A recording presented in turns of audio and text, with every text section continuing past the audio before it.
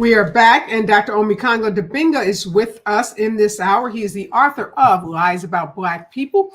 And at 5 o'clock Pacific Standard Time, that's 8 p.m. Eastern Standard Time, we are going to bring you the live Oval Office speech from Joe Biden. It's the first time that he will be facing the nation and talking to the American people since he decided on Sunday not to run for president and endorse Kamala Harris. Lots of speculation about what he's going to say in the speech. Some people think it's going to be a pretty quick speech, 10 minutes, 15 minutes. Others say, no, it's going to be much longer.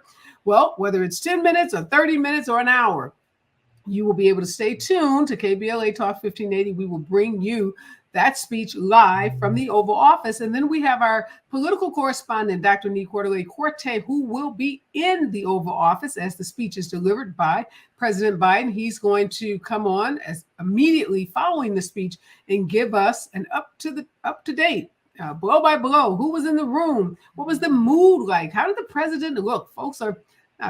Some extreme Republicans are speculating that the man is dead. He's not dead, obviously. He's going to be giving a speech. He had COVID, like so many other Americans who had COVID, took the medication, isolated, and recovered. Not all that uncommon today. So make sure you stick with us. We're going to bring you that speech and then give you, of course, some opinions and some analysis about that speech. So Dr. Dibinga, I want to talk about Netanyahu.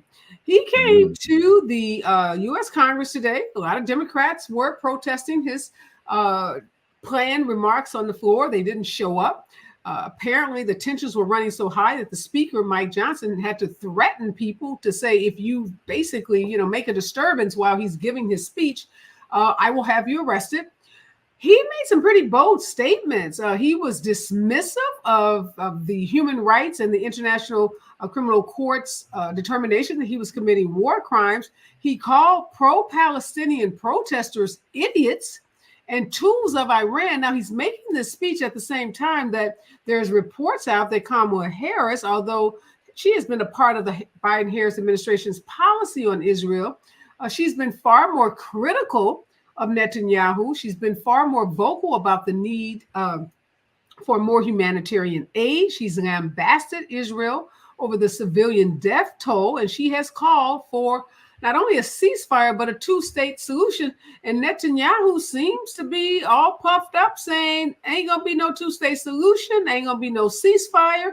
We aren't stopping this war until there is a total victory over Hamas. We don't care how many people have to get killed. And all of you out there protesting, you're idiots.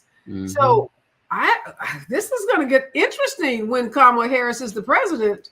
Oh, most definitely. I can't wait. I'm so glad that they're having, separate meetings, so she can kind of lay out some things. And look, we know that the United States government can continue to be supportive of Israel and close to Israel. That's never going to change in our lifetimes, I'm sure. But that doesn't mean that you get a blanket pass. It doesn't mean you get a free pass to all of the weapons.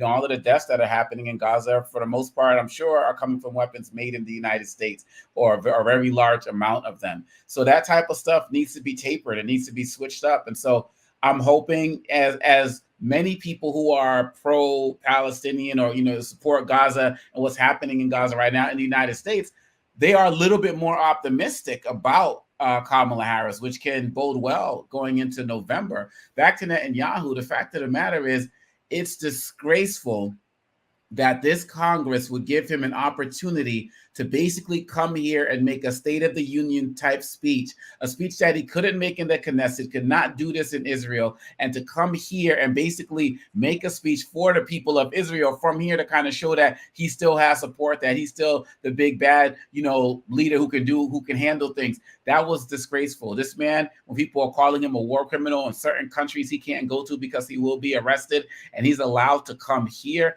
that is ridiculous. Going to the actual speech itself, calling protesters idiots. There were, 400 Jewish people got arrested yesterday, including 6 rabbis. Are they idiots? There are scholars who put out a thing in the New York Times talking about why Netanyahu shouldn't be here. Jewish scholars, are they idiots as well? One who works for a university in Israel, are they idiots?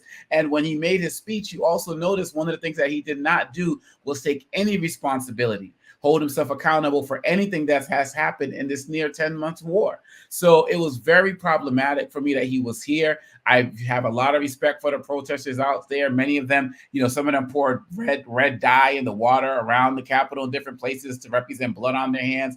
Somebody put a projector of Netanyahu, war criminal, flashing across from his hotel. Like, this is not something that you do. And we have to distinguish between supporting Netanyahu and supporting the people of Israel, because all of the Jewish activists I know, all of the Jewish scholars that I know, all of the Jewish people that I know have all said it's in their best interest for their own security in Israel for there to be a two-state solution. Right now, people are getting more hardened in Gaza and the West Bank and so on and so forth. And there could be an Hamas 2.0 or 3, whatever. His policy is not working, and he's doing this to actually stay out of prison or to at least stay in office. Yeah, I was shocked by how the tough rhetoric that he used. Yeah, calling, being so dismissed all of the criticisms by the United Nations, by these human rights groups, calling it utter nonsense. Yep. And this, the disparaging remarks about protesters.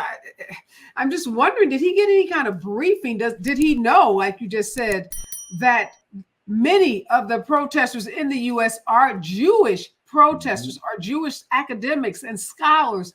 Many of them are students.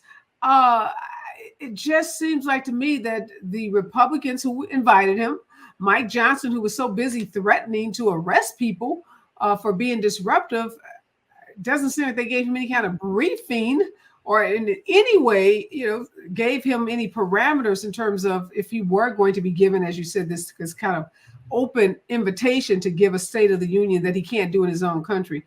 Yes, it's pretty appalling. And it just shows the reason, Dr. Dibinga, why, as excited as we are about Kamala Harris, we also have to take back the House.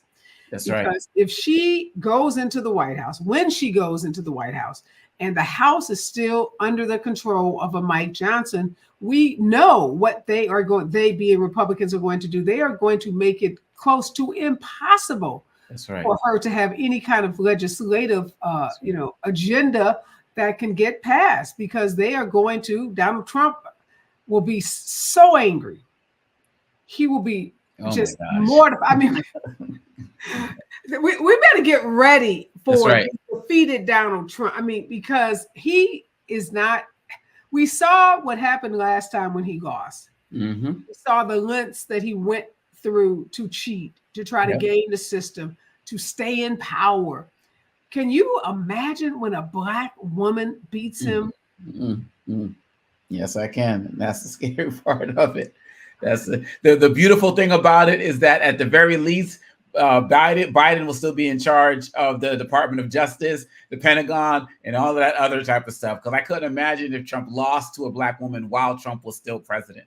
And we have to be mindful of losing to her and not being able to get all of the powers he's trying to get that the Supreme Court gave him, and to realize that he'll lose to this Black woman and then have to go back to all his trials with other Black women, from Fannie Willis, to Judge Chutkin. Like, the list is they are losing their minds over it. And that's why, with all of this enthusiasm, all of this money raised, we have to make sure we're voting.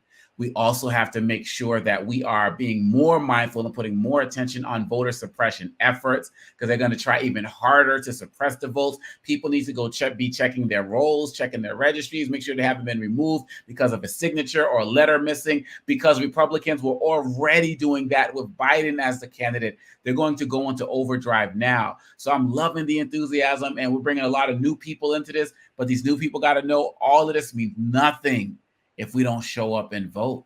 Yeah, no, you're so right. There was already so many efforts afoot at the state level, changing state election commissioners to MAGA folks. A lot of people not wanting to sign up, not wanting to be election officials, not wanting to volunteer at the polls because they saw the attacks made on election workers in this last election. So we've lost a lot of good people. That's right. And we know the cheating has been going on for a year. They've been planning for this. They didn't want to get caught flat-footed again. They wanted to have more control over what's happening at the state level. And, you make a good point we don't transition in our country until what is that, January 20th or so. Mm-hmm. So Joe Biden will still be the president as Donald Trump is fighting in these courts again, because he's going to do that when he loses. And he knows, like you said, he'll be facing all of these criminal trials that await him.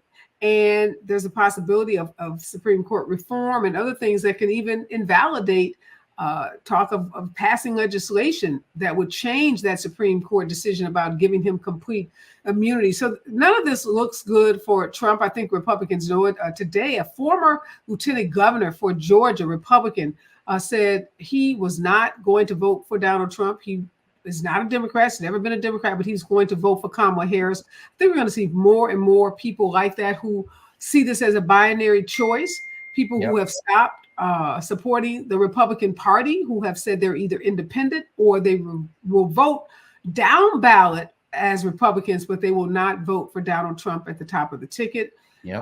And I just can't, we're watching this history unfold where this unprecedented amount of enthusiasm. But I am reminded, and thank you for reminding us, we saw this with Bernie Sanders. So we've been in situations before where we've had candidates who can electrify a crowd, turn out thousands of people. This is not a popularity contest. Don't get excited about the crowds that show up at a rally, because we saw with Bernie. Bernie was turning out, 20,000 plus people? He was. And those same people didn't go to the polls and vote. So yes, we like the optics of crowds, but we like voters. Voters are far more important than that popular, folks that just want to be in the room because they, it's a celebrity kind of event. That's so critically important. When we come forward, we're going to talk about allies and what we can expect, because Black voters are leading, but we can't win this just with Black voters.